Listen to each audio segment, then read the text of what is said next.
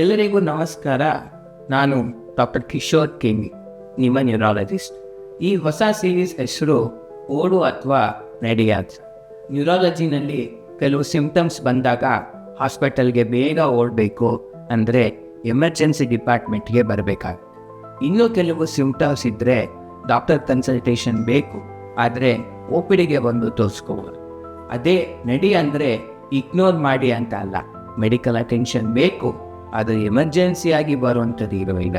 ಈ ಸೀರೀಸ್ನಲ್ಲಿ headache, giddiness, weakness, imbalance, speech issues, visual issues, numbness, ಈ ಸಿಂಪ್ಟಮ್ಸ್ಗಳಿದ್ದರೆ ಯಾವಾಗ ಓಡ್ಕೊಂಬರ್ಬೇಕು, ಯಾವಾಗ ನಡ್ಕೊಂಬರ್ಬೋದು ಅಂತ ತಿಳ್ಕೊಳ್ಳೋಣ.